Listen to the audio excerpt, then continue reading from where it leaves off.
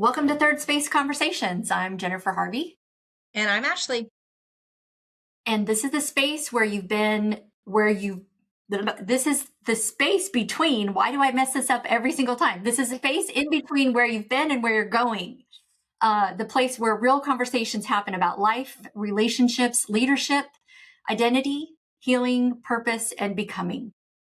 Every week, we choose a topic that invites curiosity instead of judgment. We don't claim to have all the answers. We just simply try to create a space for honest conversations that will help us think a little bit differently. Absolutely. And whether you're driving through Georgetown or Round Rock, or you're sitting on your porch, or somewhere in this sweltering heat of Texas today, or listening halfway around the world, we're so glad that you're here. And today's conversation is called The Lazy Myth. And what is that exactly? What are we talking about today? So, I want to kind of relate this to a story first that I think a lot of people will share.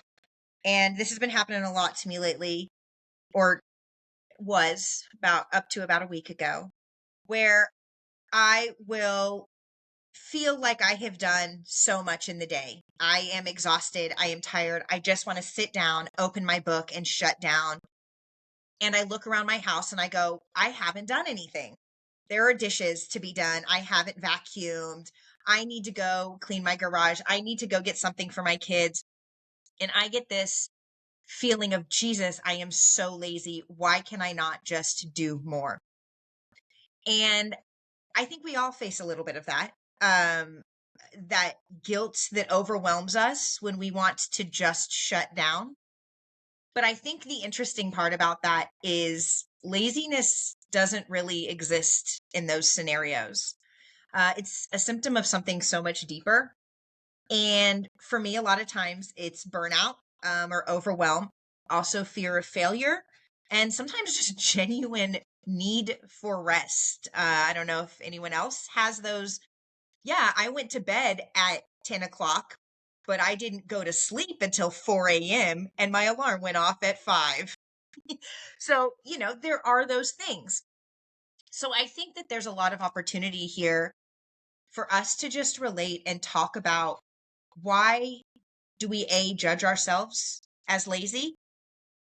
And what are we really looking at? As what I always like to say, my aunt used to tell me growing up, what's the need behind the deed? There is always something. Yeah. Someone, whether it's your body or someone you're interacting with, is really trying to get at whenever they do anything. What's our need behind the deed? So I want us to try and break down some of that guilt and figure out what we can do to either say, screw it, I'm going to sit here and do nothing, or how can we maybe give ourselves a little motivation when we are just running on a hard E? Yeah, I think that it's interesting because oftentimes laziness isn't like the situation. It's more of a symptom of the situation, right? So like how do we separate the two out and recognize, like you just said, how do we recognize what is causing us to feel like we're not motivated or we're not I think laziness is just a word that we really kind of just throw around as kind of a blanket, and it is such a negative connotation unless we're like, hey, I'm having a lazy coffee on my back porch, or when on a Sunday morning. That's a good time, right? Like to say we're being lazy. But for the most part, it really has more of a bad connotation to it.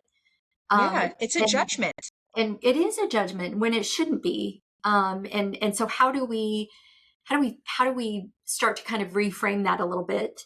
You know, as I've worked with clients, one of the things that I've really noticed is that oftentimes people really rarely avoid important things because they don't care about the important thing, right? It's usually that they're carrying something else that's invisible, like in a lot of times we're talking about finances. So there's fear, and there's many times decision fatigue and grief and burnout and shame and overwhelm and just stress and anxiety. Embarrassment. Yeah. Yeah. And sometimes they just simply don't know where to begin. And I think that calling that laziness doesn't solve anything. It just adds to your point. It adds to the guilt. So how do we reframe that, and how do we kind of look at that a different way and step back instead of saying somebody's being lazy, instead saying, hey, what's going on? What's happening behind that?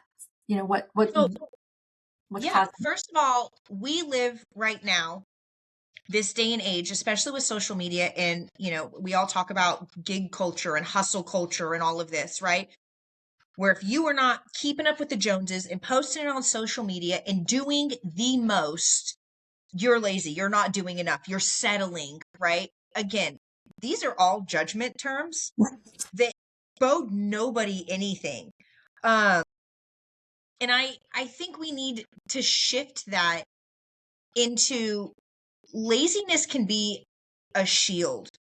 I know for me, laziness looks like I leave my living room. I come sit in my room. I turn on, you talk about lazy Sunday coffee. There's actually a YouTube music channel called Lazy Coffee, and it's got like a fat cat sitting there with a glass of wine just laying on the floor, and it just plays like soft jazz. I live for it. Um, and I shut down, and that's my way of it is an actual shield. I am overwhelmed. I've done enough. I need to get into something else for a minute and take a break. And I don't start my day like that. Okay, I'm not getting up and spending 15 hours a day doing nothing. But I do need to have that separation from being on all of the time. And I think because so much of our culture right now says you must be on, especially as women, right? There's this ultra new wave kind of feminist movement that says that us as women need to be on all of the time. We need to be the mystic and the intuitive and the lover and the hustle and the right. But we also still, and we talk about this so often on this show, giving space for yourself to have time for healing, listening, self care, all of these things. We need to shift that idea of laziness into a idea of self care and protection. Yeah. Yeah. I think that for me, kind of looking at how does this, I think that how does this show up in my world right now, right? And what other people might view as me being lazy in an area. And I don't know that other people are viewing me as being lazy in an area, but what I am saying that I have felt like I've been lazy in an area wasn't anything about my desire to do something, right? It was about my desire, and I'll be frank, like we talked about this last week. Like I took my eye off the ball as far as like my own production in my business, and I was really focused on building out my leadership strategies and helping the new people that were coming in, and kind of all of my role has changed here. So I look back at myself and I go, you took your eye off the ball, Jennifer, you got lazy. And the reality is I wasn't being lazy. I just was focused on something else. And so I You have to had a give you different alignment. right. But it's, it, when I look at where I should be, or where that, again, judging where I think I should be right now, because I disaligned myself from that goal, I'm not where I should be or where I think I should be, Where you where feel like, yeah, my goals are telling me that I should be. And so now I feel like I have to really hustle and make up for it. And when we do that, what happens is now my eye is off the other side of my, it's imbalanced. yeah. So we've talked a lot about, you and I, about how in my life, and I know we've talked about this in your life too, but I'll only talk about mine, where as I have gone through different changes in my life, like there's this lane, right? Hmm. And maybe it started out as this big wide lane.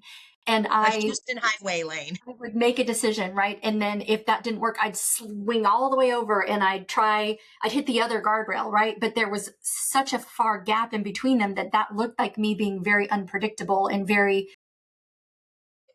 just all over the place. And as I've gotten older, my lane has narrowed so that when I'm doing those kind of swinging from one side to the other and trying to figure out where the boundaries are and Benchmarks. the Yeah. walls are, yeah, that it's not quite as far apart. So I don't look as bonkers as I did when I was 22 and trying to figure something out, right? Age and wisdom give us a lot of grace these days. Yes. And so I think that's kind of tying all that back into me feeling like I've been lazy because I took my eye off this ball. The other ball is still in the same lane, but I just need to get those two a little bit closer together still. And, like you were saying with alignment, it can be really hard to know. And we talk a lot about this. Like, what are you feeling? Breaking yourself out. Like, what is it you want or should be doing that you feel in your soul is right, and procrastinating it? Even that is a weight. When you aren't doing what feels natural to you, but you are forced to still perform in the thing that is necessary, that is so exhausting. Like, I need a nap thinking about it. Like, and I don't think we give ourselves enough opportunity to say, cool, I need that time to realign. And even if it doesn't look, and it looks different for everybody. For some people, I love going for a walk and reading books and crafting. Those three things can get my head straight if I give myself the time to do it. Now, does it look lazy that I'm upstairs sewing another blanket instead of vacuuming my floors? Yeah. Does it look like procrastination or poor prioritization? Absolutely. I could see how that could be seen. But again, those are judgments from somebody who doesn't see what the backside of that is. On the backside of it, I have 3 kids. I am working with my family. I homeschool. We run businesses. I've got my mother-in-law staying with us. We're helping with her medical stuff. Like, we have a lot going on at any given day. And sometimes the dishes aren't the priority. That doesn't mean I'm lazy. That doesn't mean I'm procrastinating. That means one of my kids needs to get off their ass and help a little bit, you know? But I deserve a little bit of time to myself to still be in those spaces that fill my cup. And even if it's just laying down and doing nothing for 45 minutes, if that's what fills your cup, that's not lazy. That is intentional time. And that is still work. And I think a lot of times we misalign the view of doing nothing as not being work. You're still functioning, you're still thinking, you are still healing, you are still like, and I think that needs to have a value when we look at that. Yes, it may externally appear one way, but guess what? To somebody who's colorblind, blue and green appear the same. Yeah. But to somebody who isn't colorblind, we know it's not the same. So it's just a matter of shifted perspective and what someone sees about you. And again, if we remove that judgment, every successful person I read today, funny enough, um, I had this weird moment this morning. I read a Bible verse every day just to kind of give me some perspective, remind me that I'm small, remind me that my world is so much bigger than what I see and touch around me. And today the Bible verse was about the creation story, right? And on the 7th day, God rested because he had created all these great things, right? And I literally laughed out loud to myself in the car going, gods and people of success rest because they value what they have done. It is a slave class. It is an overworked class. It is a people that don't have value for their time, that continue to give their time to everything else around them and not themselves, right? It, If we it, as women are divine, yeah. rest, goddess, rest. Right. Take a Love nap. that. I love that. And it also reminds me of like the metaphor of an apple tree, right? Like, um, every winter an apple tree appears to be dead, right? There's no fruit on it, there's no leaves, there's no growth whatsoever. And if you judge it during that season, it you'd probably think that it had quit producing, right? Like it was just done. But underneath, under the ground, the roots are really doing their very most important work, right? They're um, rejuvenating and grounding and absorbing all the Strengthening. nutrients that they're going to need in order to be productive again. And so when spring comes, we see the work that they've been doing under the ground, right? And so humans, we have seasons too. And sometimes what looks like we're being lazy or inactive is really just us taking time to restore, right? And I think that just falls right in line with your um, valuing the work that you've done. Like I produced this amazing harvest, right? Or I am preparing myself to produce the next harvest because I did a good work, I rested, and now it's time for me to do good work again. So I think that is, I'm all about the imagery of something. And so that helps me Yeah. really think of the time to rest. And it's not being lazy. It is preparing. You're preparing. Yeah. And it's valuing what you have already done and valuing what you are going to do. And we're not saying, I also want to caveat, we are not saying that, spending a week in bed, eating bonbons, watching reality TV while like the life falls apart around you is okay. We are not caveating. Like there is an element of, there are some people who, in this world who just don't want to produce and participate. That is different. We are talking about the majority of us who put in the work, do the dishes, go to work, make the dinner, get our kids lunches, pick them up from school, emotionally are there, physically are there, all of these other things that we have to do that are effort. Let me tell you, I got thanked by my middle kid today for staying patient and positive with him when he knew he was being a Grumposaurus Rex this morning. But he knew it took work for me not to pop off. And I literally had to joke. I was like, what? Are you surprised that I didn't yell at you to be in a better mood? Because it is work to be emotionally present and help people guide them. And that's what we do. We do that all day, every day, through every interaction that we do. We are holding someone's emotional hand and going, we got this. Take that first step. You can do it. And it does. It exhausts, and so yeah, rest, goddess, rest. We need to make shirts. Just take a nap, princess. Like We'll it's have that gonna be okay. we'll have that be on our first shirt, right? Like rest. It makes me go too. Like imagine if you met somebody for the very first time and your view of them was that they sleep too much or they procrastinate or they have a messy house or they haven't returned your text or they just seem really unmotivated rather than maybe asking what is wrong with that person. Maybe we need to say what happened to them, right? Because Yeah.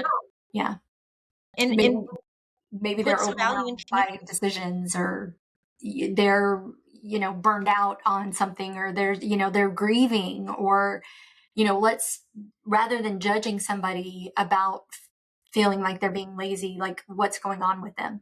And sometimes people are just unmotivated, right? And they just need some motivation, and it's not our job necessarily to motivate everybody, but I think that it's our job to recognize if somebody's being lazy because of burnout or somebody's being lazy because, especially if we care about them, right? Yeah.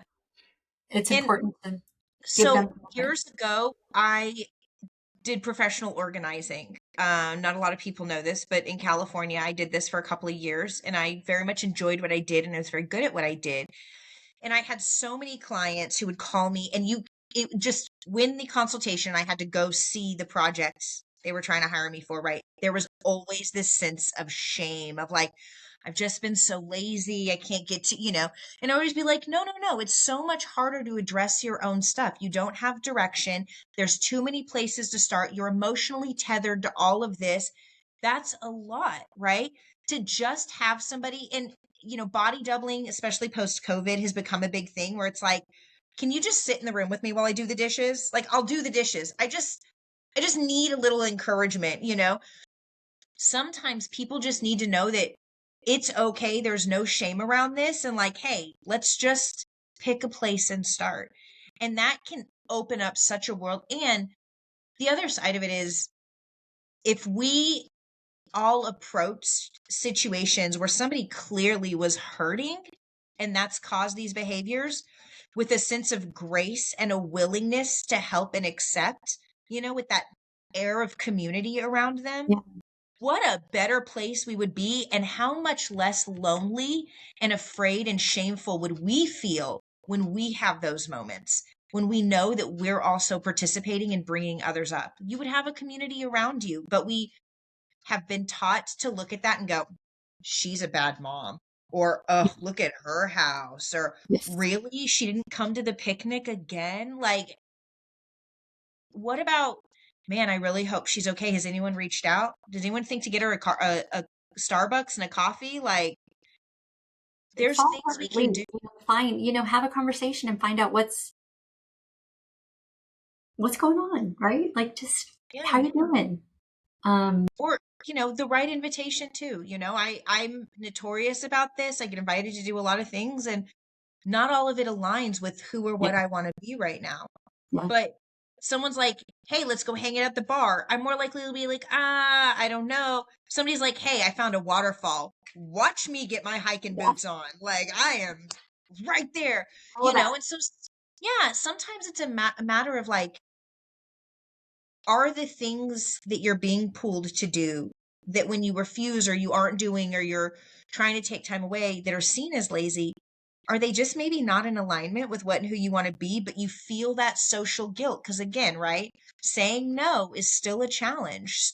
Drawing boundaries and putting that up. And again, we talk about all of these things, but that saying no is hard. So we find ourselves saying yes to something that doesn't align with us. It burns us out. It gives us a sense of shame or guilt. It wears us down before we ever even show up to do the thing.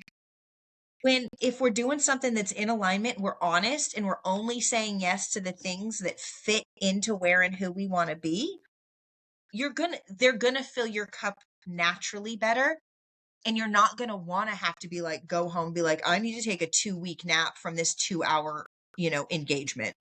Yeah, And I think that's important. absolutely it is. And then also, the other side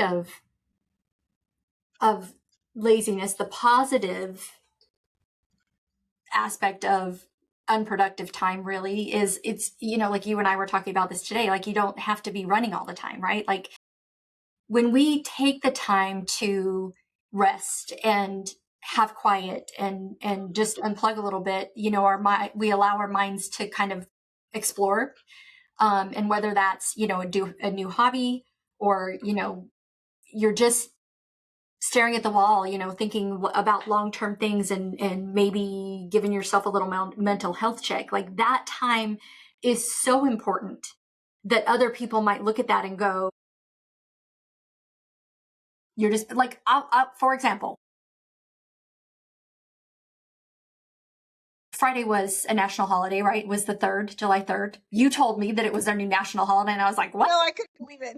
We got a new holiday. Cool. We get longer to celebrate and prepare for the 4th. And so anyway, we're recording this. It's on July 8th, Eighth, yeah. and we're just out of the 4th of July holiday. And that Friday, I had intended to be productive and get some work stuff done, but I woke up and just wasn't feeling it. Right? Like there's a lot been going on in my house with Melina having Literally a and new grandbaby, metaphorically, and like all the things. yeah, all the stuff. And then I've been really, like, I gave myself some very stern goal, or strict goals. And like I said, I've got to be very, very focused over this next quarter.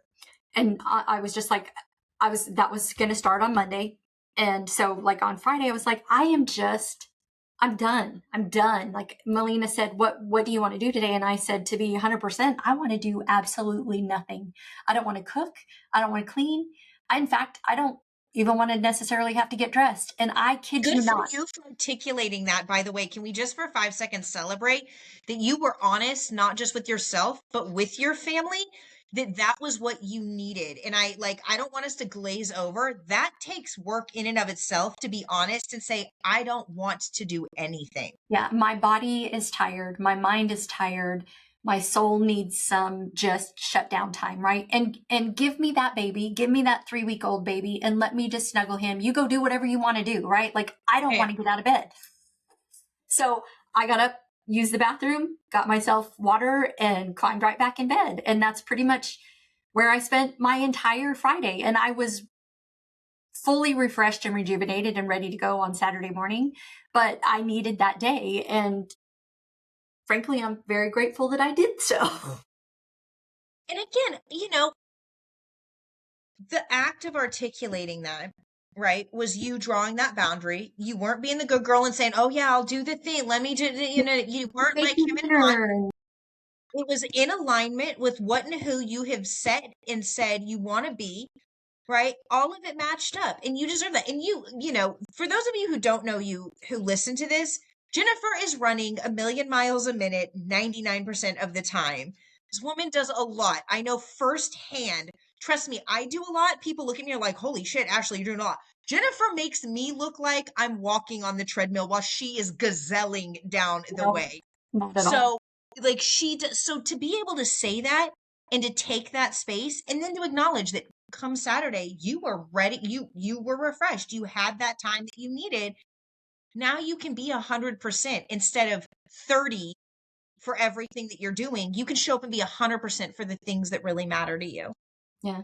And you know what also the thing that I learned about that is, although my body needed the rest, my body also doesn't like for me to be sedentary. So I get up on Friday and I'm like, okay, or on Saturday, and I have spent an entire day going to the bathroom, which is in my bedroom. Yeah, yeah. I know and how your house is set up. Everyone else doesn't, but I do. then climbing back into my bed, right?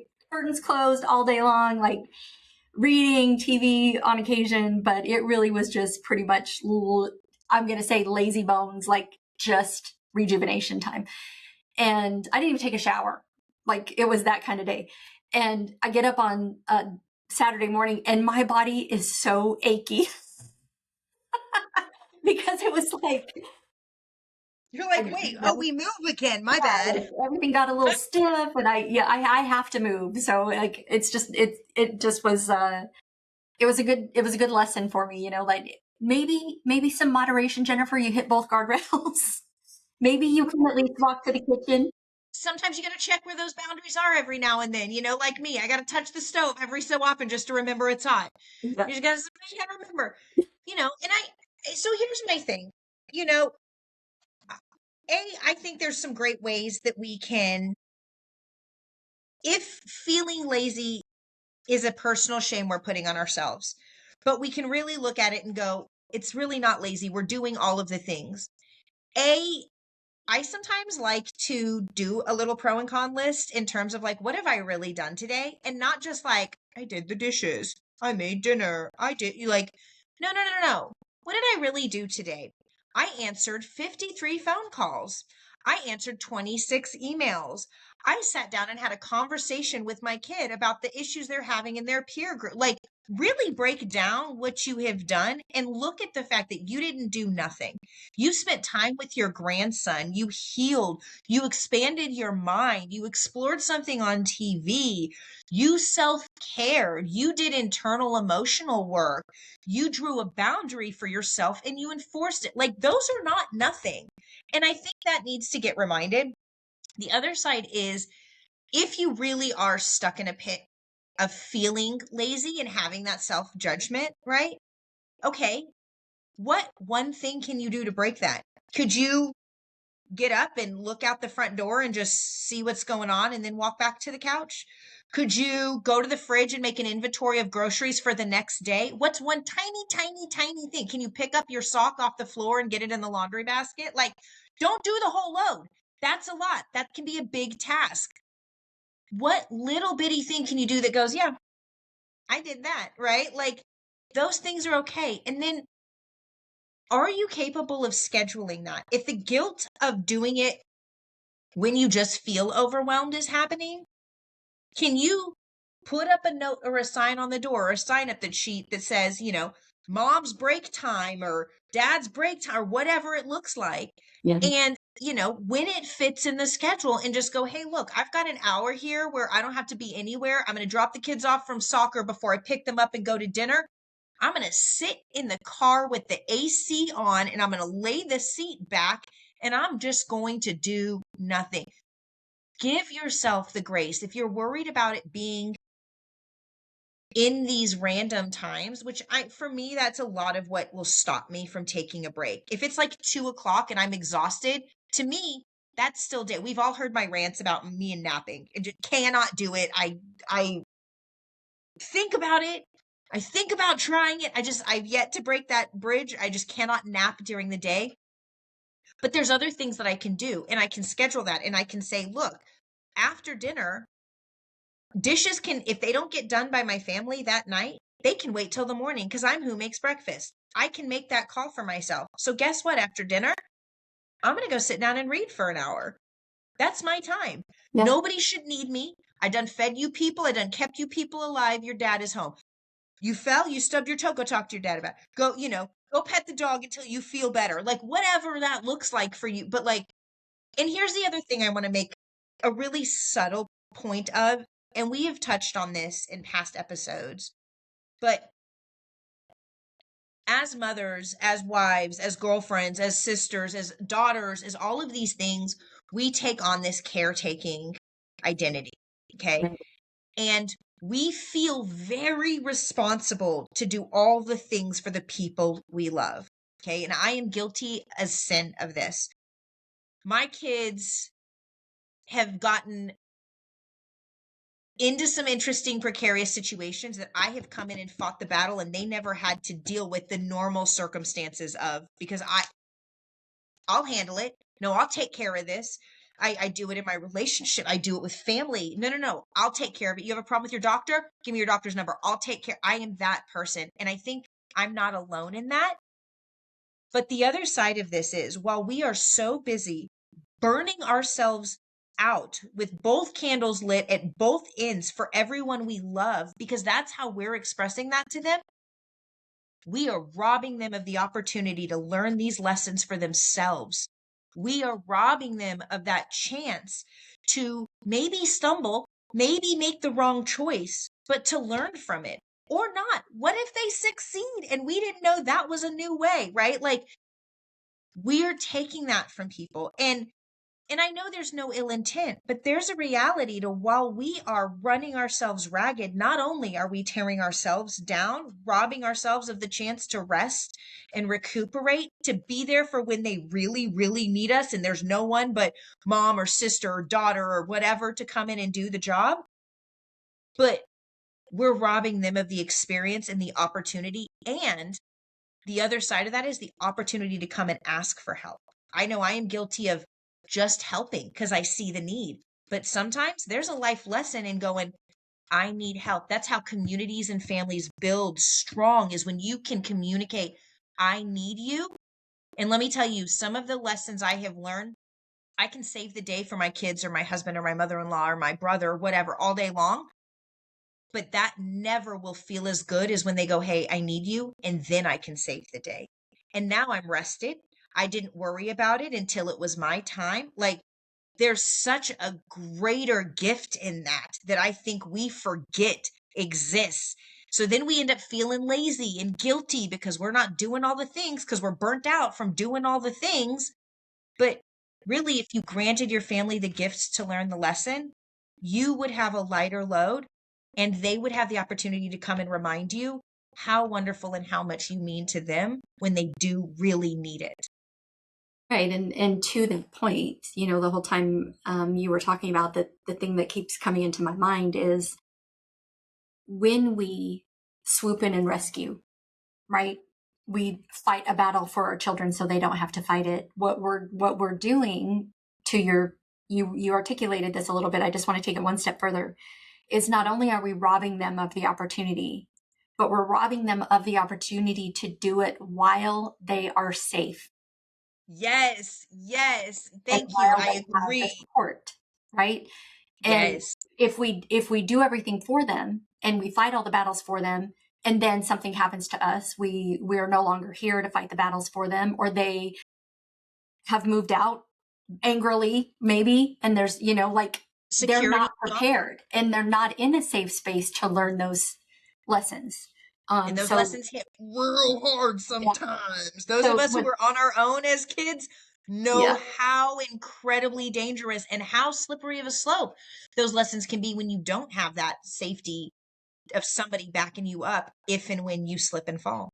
So I don't necessarily want to touch on it again, and this is not something that everybody will get. But before we started recording today, Ashleigh and I, we haven't talked in a week, so we were just kind of getting caught up. And you were asking me about certain things, and I was like, I don't know, I don't know. Not my circus, not my monkeys, and that may have come across as me being cold, but it really is this in action. It's me saying, I will provide a safe space for you to learn this lesson, but I'm not going to stand here and hammer on you until you get it, right? When you need me, I am here.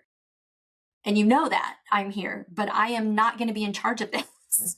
Yeah, I mean, I have we're other both, areas I need to be focused right now. and we're both learning this lesson, I think, in very different ways, right? My oldest kid is no longer at home, and he is still in a safe, and but we're both having to learn that, like, I'll never forget when I took Braden, and I was up with him, and Ben made the comment of, like, he's not gonna spread his wings as long as you're there. He knows you will handle it for him. And I was like, ooh, and that hit me in a good way, right? It reminded me that he's right. As long as I am the safety net, this kid doesn't have to do it. He's 17. He's had 17 years of mom swooping in and saving the day. Why would he think now that would change? And so, yeah, there's a interesting paradigm there. And the other side that I want to kind of touch on, little laughingly, but with some honesty, is,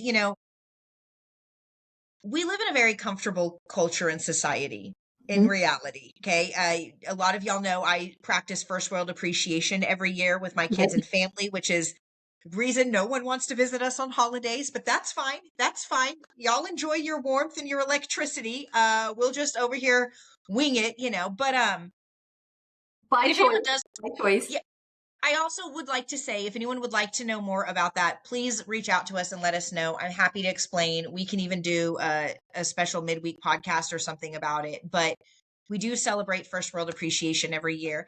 And one of the interesting things about that we have learned is boredom, like you were saying earlier, is really good for you. Absolutely. We no longer live in a society where you need to be bored. What used to be was you couldn't be bored because boredom was your break. If you weren't working, milking the cow, picking the corn, like if you weren't working, it Mhm. wasn't being bored. It was resting. It Yes. was recuperating. It Because you were was mentally spending time with your, remembering. Yeah. exactly. And we don't have that anymore, right? We live in a very comfortable world. We have a lot of creature comforts, and boredom is now seen as this like thing we all, shy away from, when it's like, no, maybe boredom and laziness hold a very similar place, and we have just dogmatized them both to being negative. But like maybe just like you were saying earlier, sitting and resting and doing nothing, like maybe we need to revalue what that looks like, because I get fatigued from staring at my screen. Maybe I didn't go out and run a marathon, Mhm. but even sitting here physically staring at my screen can get exhausting when I do it for 8, 10, 12 hours a day for work or whatever. Yeah. And sometimes I need to just close everything and go take a walk without my phone. Mhm. And man, I feel a million times better And that's being the bored for key, right? 15 minutes around the block. That's the key. That's the key is to, which I know you do on First World Appreciation, is you unplug from everything, right? Everything. And so it makes you sit in your space, right? Yeah. Without all of the distractions that keep us from focusing on growth and focusing on the space that we're in, right? It keeps us from exploring our own thoughts. Yeah. And And there's a lot of great thoughts, y'all. Like, well, really. there would be if we would allow ourselves to think them and not have something telling us what to think and see all the time. Exactly. And how to feel about ourselves. That's the other thing. Social media, and I know I go on rants about this sometimes, but it is geared to tell us what we look for it to tell us, right? The whole thing about the algorithms on the internet, we hear all about this. You are given what you look for, right?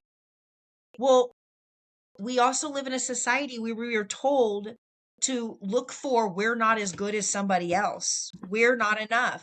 So Compared. guess what? We Yeah. are constantly being fed. Guess what? That's all bullshit, y'all. It's such bullshit. We are enough. And it is so okay to unplug and be like, I need a break. I have started taking about every 2 or 3 days. I go spend an hour and a half at the pool by myself. And y'all want to know what I do? I float in the kiddie pool, no F's given whether there are children in there or not. They'll get around my floaty, okay? I float in the kiddie pool on my floaty with a book, and I do nothing else.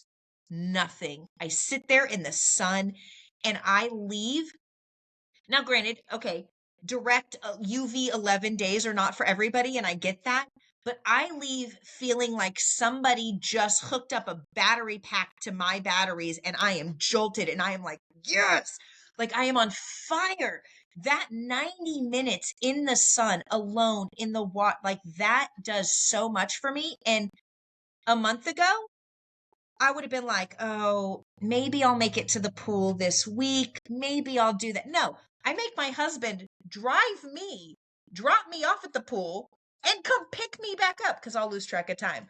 That's how much value I have started to put on that space and time that I need, because I know my value in my family is so far beyond what I do for them as tangible things. It's about being sure that I am whole for them. Yeah. And that is really where that value comes from. And I can't do that if I can't put their mask on if I don't put my mask on I first. cannot tell you how much I love that you just said that. Well, you've heard the saga of my psychosis here. No, I cannot tell you how happy that makes me. So, to your point, you were talking about, putting some time on the calendar whenever it fits. No, protect that time. Put that time on the calendar and protect it like it's gold, because you need to be whole, right? Yes. And Yes. And we that goes for deserve to all. be whole. Yeah. But we are not doing ourselves or anybody around us any favors when we're running on an empty tank, right?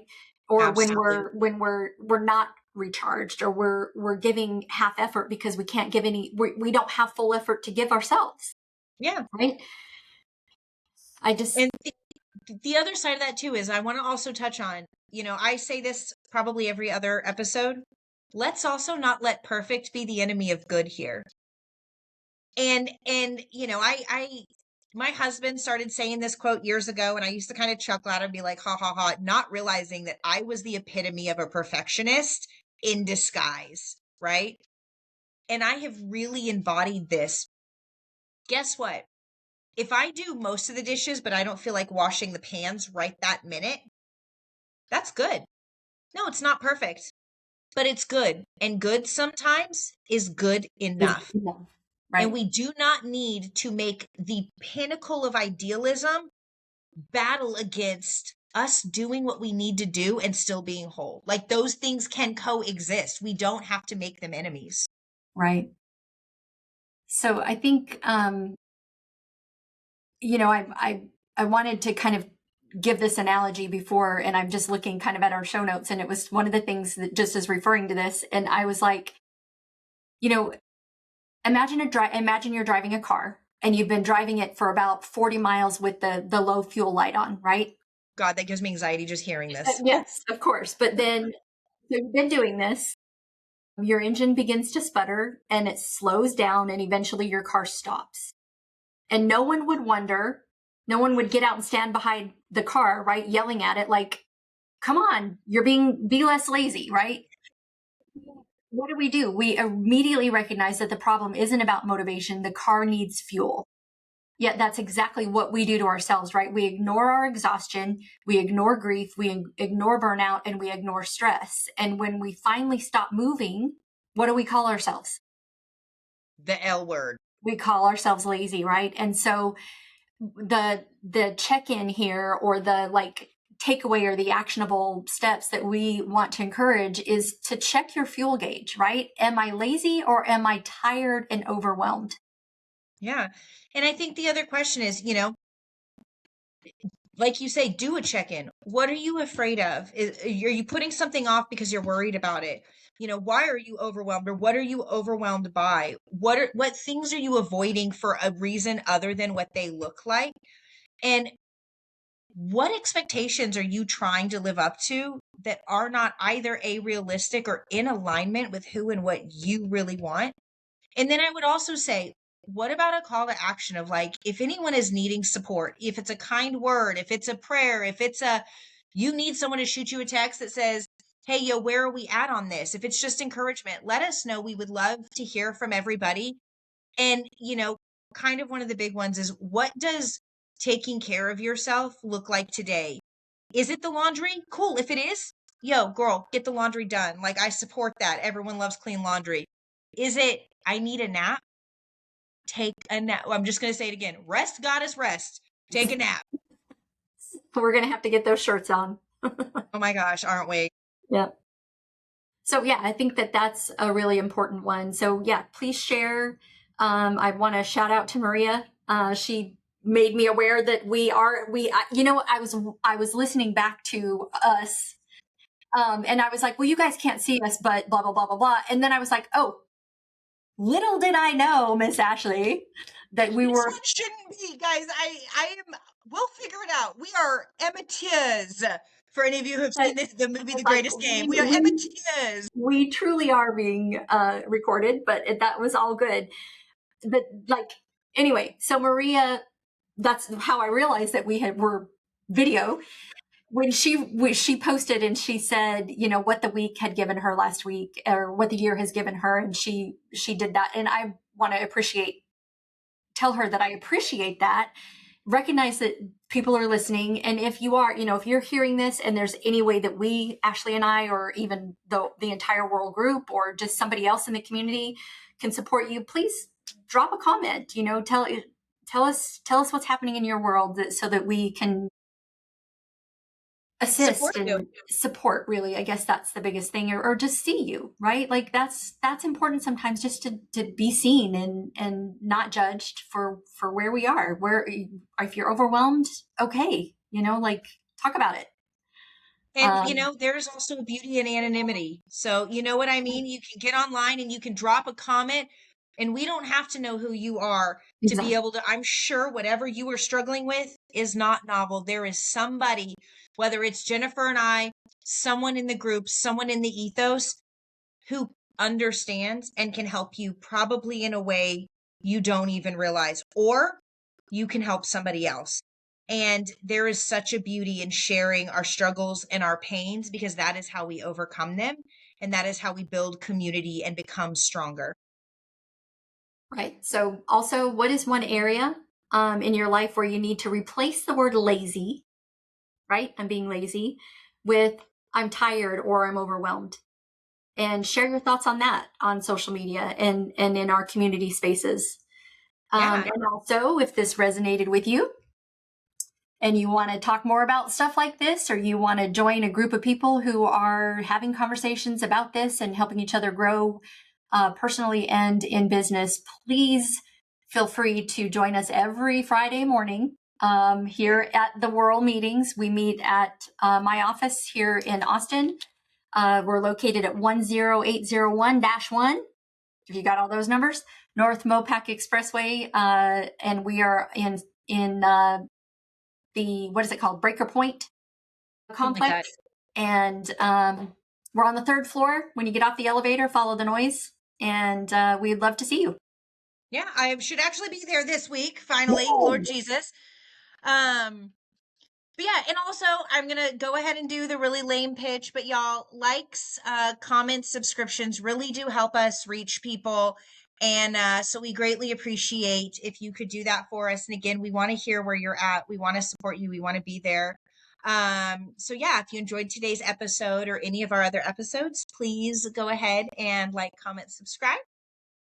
And we will be back next week with another conversation to help you pause, reflect, and grow. And until then, be kind and be courageous and make good happen. All right. Bye.